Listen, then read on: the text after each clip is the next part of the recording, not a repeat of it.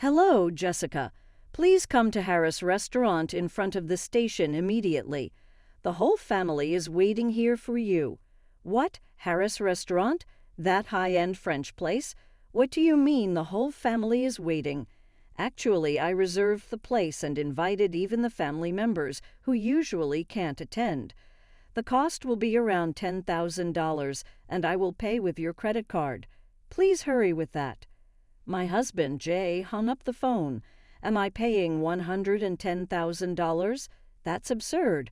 I stood there in disbelief, but this wasn't a surprise or a shock. I was just appalled by my husband's foolishness.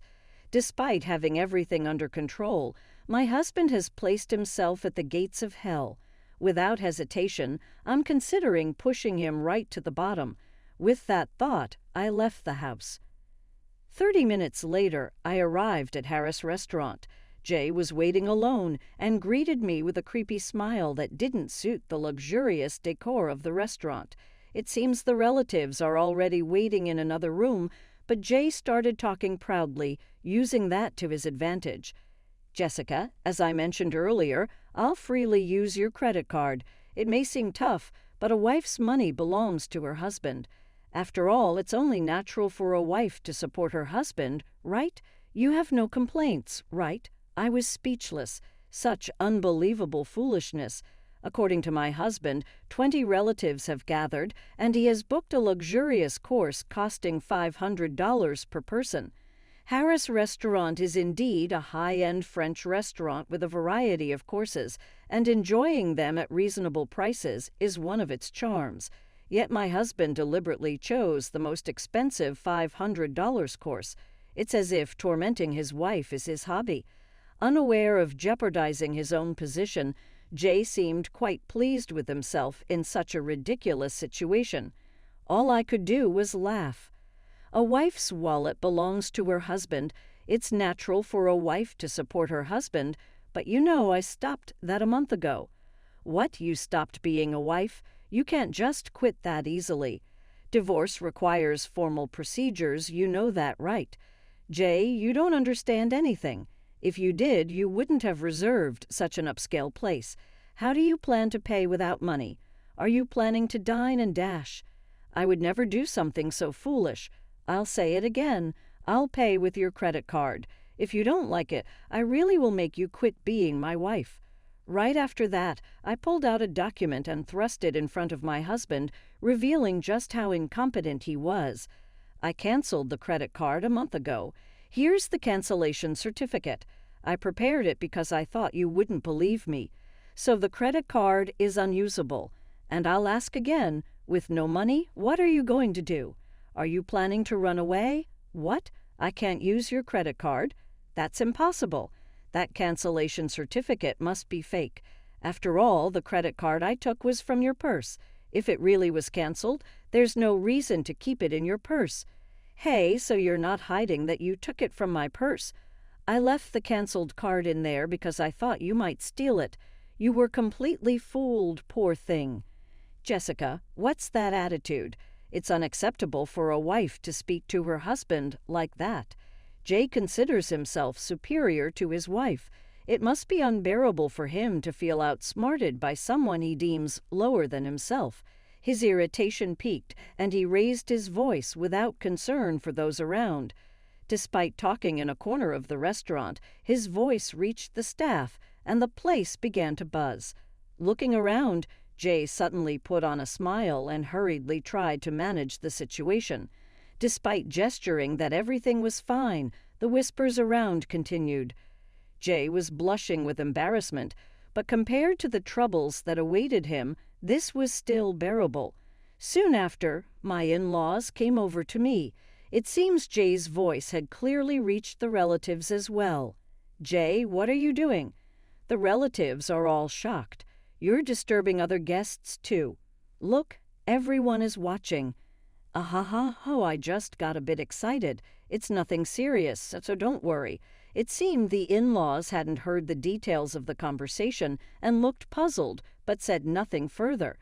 Jay was smiling slightly, trying to smooth things over, but he must have been relieved inside that his parents-in-law had arrived.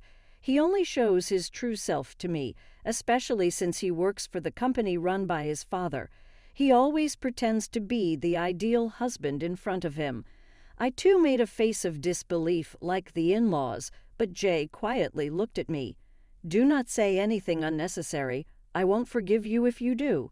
I felt this implicit pressure from him. He has always tried to intimidate me and dominate by force.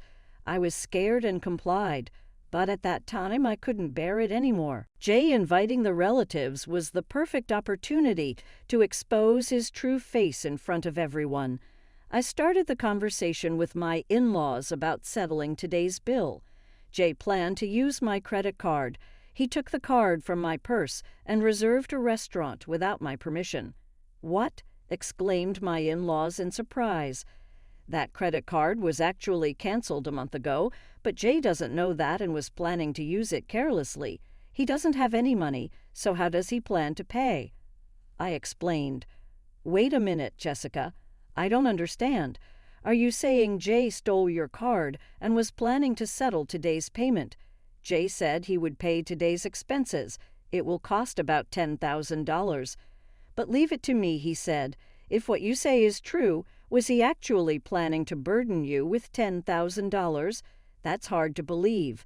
Could there be some misunderstanding?" My in-laws were visibly shaken.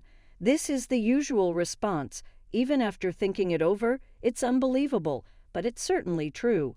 Wanting to hide this fact, my husband started speaking brightly while wearing a wry smile. "Jessica is mistaken. I plan to entertain everyone at my own expense. I'll settle the payment in advance, so don't worry."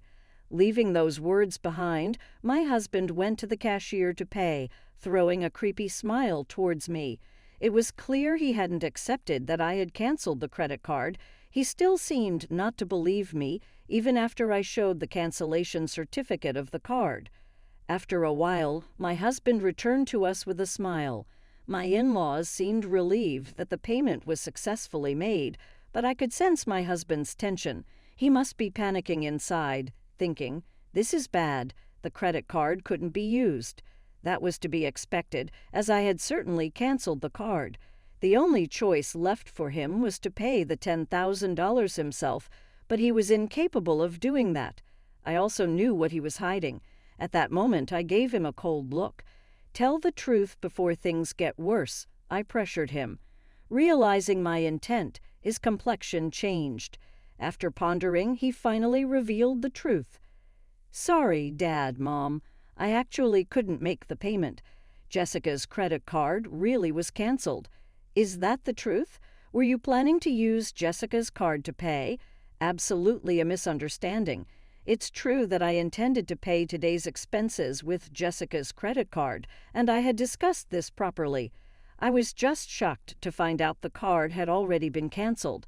I apologize, but I'll have to ask to pay for this myself.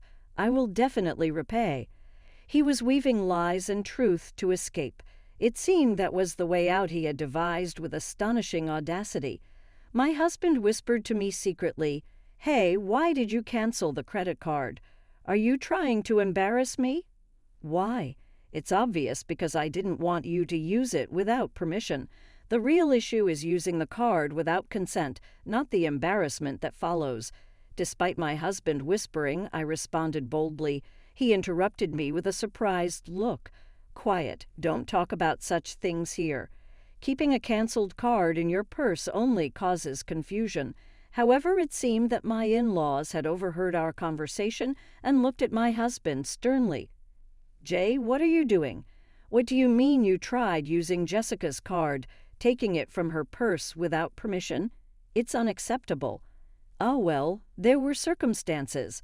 My husband was short on words when his father pressed him.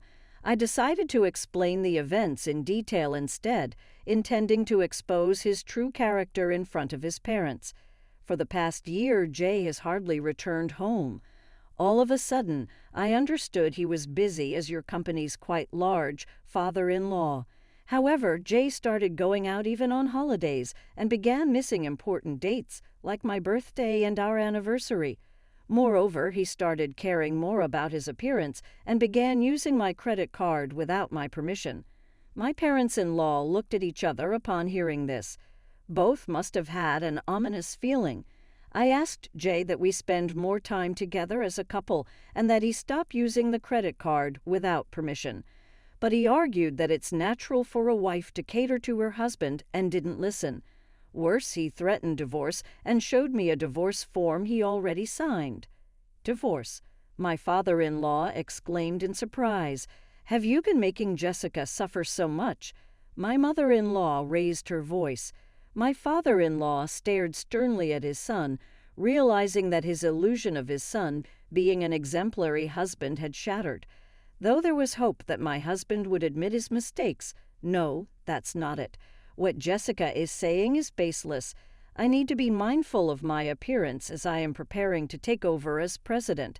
The meetings I attend on weekends are networking events and seminars, part of my work. What's wrong with using joint funds for work-related purposes? If I stop earning, my wife would suffer too. My husband tried desperately to defend himself. It seemed he wanted to claim that he was not at fault. My in-laws remained silent, perhaps finding some reason in my husband's explanation, and could not reproach him. However, I knew the truth he was hiding. No matter his excuses, they were meaningless. Oh, is that so? Then can you still say it's part of your job after looking at this?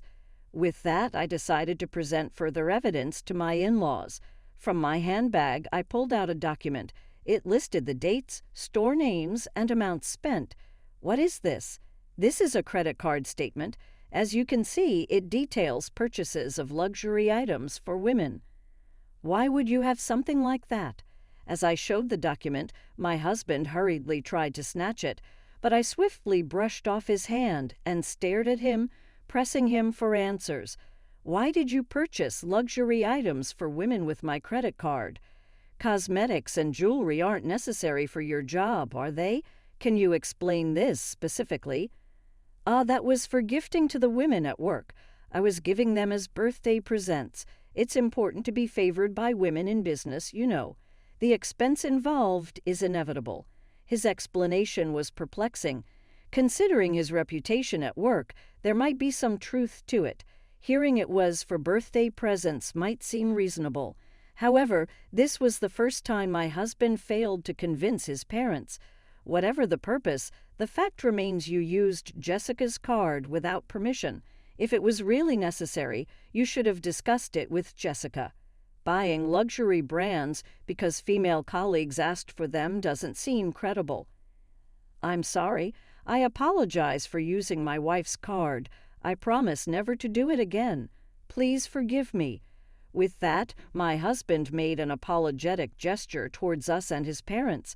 However, my father-in-law's anger did not subside easily. He sternly admonished my husband, just because you're married doesn't mean you can use a credit card without permission. Moreover, because the amount is substantial, make sure to reimburse Jessica for the money spent. All right, I'll refund the money. My husband appeared disheartened and seemed reflective as he looked down, but I was still not convinced. Does he think I don't know he's still hiding something?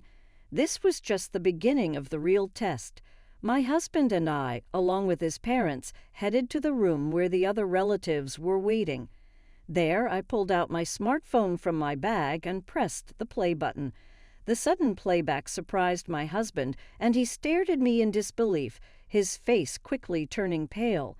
The audio was a conversation between a man and a woman, where my husband was insulting me, and the woman was saying, "Hurry up and divorce your wife."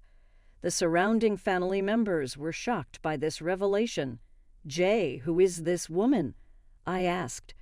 Well, my husband frantically searched for an excuse. During this, his parents glared at him with expressions filled with anger. The relatives were also appalled by the scene. My husband faced another crisis immediately after the credit card issue, without a moment to catch his breath. "There's no hiding it anymore. You were having an affair, weren't you?" I asserted. At this, my husband began to sweat and shouted something in response. "That's not true. I'm not having an affair. It was wrong of me to speak ill of you, but she's just a friend, and we were just hanging out." By the way, when did you prepare this? Eavesdropping is illegal." Although he confirmed that he had insulted me, he continued to deny the affair. Moreover, he tried to shift the focus of the conversation and point the blame at me. However, I was not backing down. I explained the facts to him so that he couldn't escape them. "Jay, I've been watching you for a long time. The credit card history made the affair obvious. That's why, while you pretended to go to work, I installed a listening device in your car." "A listening device in the car? That's ridiculous. As I said earlier, eavesdropping is illegal. Do you understand that? If it's to catch evidence of infidelity, it's not illegal as long as it's not for stalking or similar behavior." This strong stance showed that I was prepared to do whatever was necessary to uncover the truth, prioritizing my well-being and seeking justice in our troubled relationship. My husband fell silent, fully aware that he was struggling to justify himself. However, he couldn't bring himself to admit it and appealed to his parents and relatives. "Everyone, please don't believe what she's saying. She's trying to trap me. I haven't been unfaithful." What a troublesome person. While sighing, I threw a document at my husband in front of the relatives. "What is this?" "What do you think? It's a demand for compensation." At that, my husband's complexion changed rapidly. "This document is a demand for compensation I sent to my husband's mistress. It was confirmed through investigation that you were having an affair with a woman named Mary. So I visited Mary and demanded compensation from her." "You met Mary directly and demanded compensation. What were you thinking?"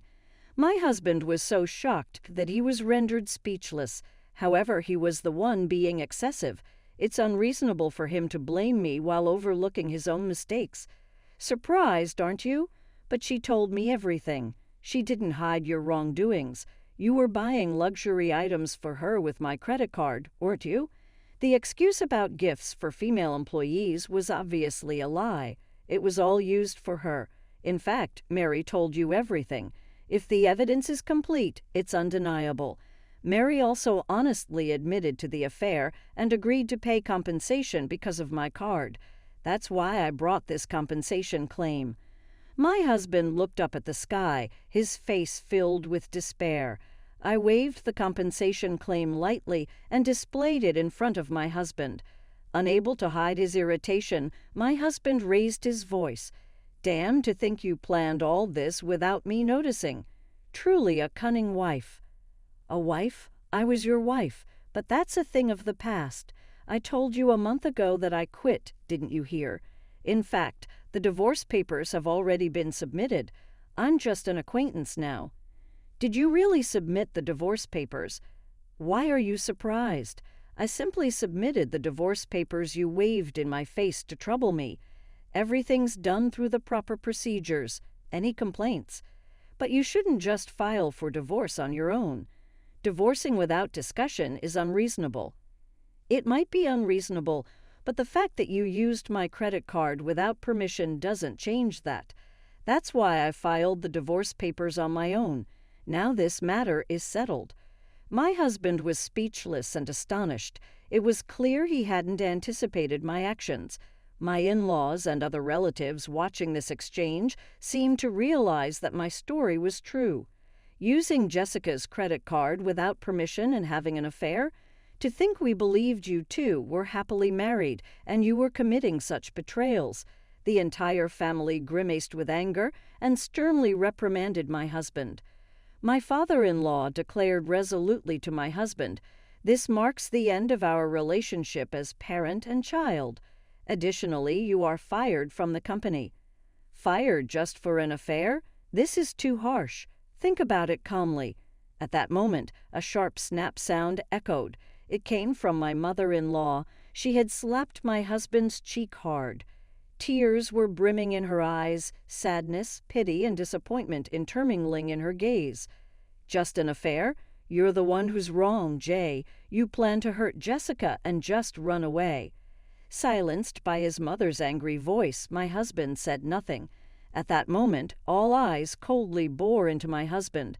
"Just an affair," he had said, revealing his irresponsibility. "My wife's money is mine. A wife should devote herself to her husband, he had loudly proclaimed. Such selfish attitudes were unforgivable. My husband remained silent for a while, but his stubbornness was unyielding. He slowly raised his head and declared resolutely, "It doesn't matter what happens, be it divorce or being fired. I'm going to be with Mary." "What did you say?" Surprisingly, my husband defiantly revealed his plans to marry another woman immediately after our divorce. Then he confidently declared, "I am skilled enough to work at any company without a problem. My father's company is worthless. As long as I have Mary, that's all I need. I truly love her. Marrying her is all I need." My in-laws were stunned by his words. Despite being coerced into a divorce, ostracized by his family, and losing his job, my husband still maintained a defiant stance. However, his attitude was reaching its limit. "You might not know this, but Mary has been dating several other men as well." "That's a lie. Mary loves only me. You're just jealous and making this up." "But this is the truth. She has relationships with multiple men, and you are not the most important to her." "Not the most important?" "Yes, you are not that significant to her, in fact. She paid the compensation to me quickly to avoid problems. I can't believe it. I didn't think Mary was that kind of woman. The idea that Mary had feelings for you was just a delusion. You were just being used. By the way, the compensation she paid me was actually funded by another man she was seeing. That's a lie, a lie. There's no way Mary would deceive me. We are going to get married. Nothing you do can stop us. It seems my husband still couldn't accept reality, so I calmly confronted him with the truth. It's about time you understand that you've been abandoned. Haven't you been unable to contact Mary recently? Neither calls nor messages are going through. Right now that you mention it, my husband faltered. It seems he could understand that fact. In short, you are no longer needed. You've been blocked. I am no longer needed? Yes, exactly. Have you understood now? There is nothing left for you. It is a fitting end for someone who has deceived others as you have." After telling him this, he collapsed to his knees and bowed his head right there. "Please, Jessica, I am truly sorry. Please forgive me."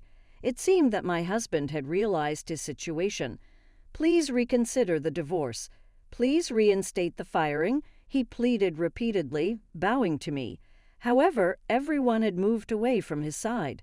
"It's too late for apologies now. I will firmly demand the property division and the money you squandered using my credit card. A person like you is just a nuisance to any organization. If you think you can work somewhere else, go ahead and try. It will prove to be worthless anyway. Please don't leave me like this. I am reflecting on my actions. Can I have just one more chance?" With tears in his voice, my husband continued to appeal to his father while keeping his head bowed. However, my former father-in-law, having given up on his son, ignored him and hurried out of the restaurant. His wife followed him. The relatives also proceeded with their preparations to go home, showing no further interest in my husband. "Well, I'll settle the payment then." "What, you're paying the $10,000? "Of course I will. I'll bill it later." I smiled sweetly, so he muttered as he collapsed onto his knees. Today, due to my retaliation, it became the most painful day for him. However, this story is not yet over. His ordeal will continue. After the incident, I returned to my parents' house, but I have been receiving numerous missed calls for the past few days. All of them were from my ex-husband, Jay. The phone is still ringing incessantly, and I am aware of the reason why. I had been deliberately ignoring him, but I decided to answer the phone this time to deliver the final blow. "Jessica, you finally answered. Please help me out. I'm truly in trouble." "Sounds like a tough situation. What happened? Are you trying to escape debt collectors?" "What? How did you know that? Did someone tell you?" "No, I found out through my own research. Jay, you have accumulated a substantial amount of debt, haven't you? Not only have you been giving money to your mistress, but I heard you've also been paying your coworkers to do your job. Despite their repeated refusals, you forced them to comply by exploiting your position as the boss's son, using dirty tactics to keep up appearances at the company, and enjoying affairs in your free time. Taking on debt just to have your way, such foolish actions. On the day when the family gathered at that fancy restaurant, when it was discovered that the credit card had been canceled, the only option for Jay was to pay the $10,000 himself. But I knew it was impossible for him to do so. I had already investigated and knew about his significant debt. Jay, this is all the result of your own doing. But you're capable, aren't you? You can surely excel elsewhere. Leaving your father's company shouldn't be a problem, right? Oh well, the truth is I haven't found another job yet. All the interviews have been unsuccessful, and I'm being chased for my debts, which has taken a toll on me mentally. Haha. That's exactly why I asked. What can be expected from someone who pushed his work onto others to boost his own performance? Even if you find another job, it won't last. Don't you understand that? Jay couldn't respond. My accusations hit the mark. Unless he reflects on his actions and changes his ways, he'll continue making the same mistakes forever. If things continue this way, he will face nothing but agony, even without my intervention. Jessica, I truly regret everything. I should have cherished you more. I should have worked sincerely at my father's company, but I neglected that. I'm sincerely reflecting, so won't you consider starting anew with me? I must say, it's impossible to try again. I believe people can change, but there are unforgivable actions. You deceived not only me, but also many others who trusted you. You need to pay the price for that. Of course, you will also fully repay the property division and the money you misused. Escaping is absolutely not an option. After confirming that Jay had fallen silent again, I calmly ended the call. A few days later, I had the opportunity to hear more about Jay's recent situation from my former in-laws. As expected, he hadn't found a stable job to transition to and ended up seeking support from his family. I need help because we're family. Is it okay for our son to end up like this? He was desperately pleading for support with such words. He ignored his family and deceived his relatives only to ask for help when he himself was in trouble. How can he think such self-centered behavior is acceptable? His thinking has always been self-centered, focused only on himself. The reason Jay has lived so comfortably up to now is because of the help and support from those around him. But I have never once heard a word of gratitude from him.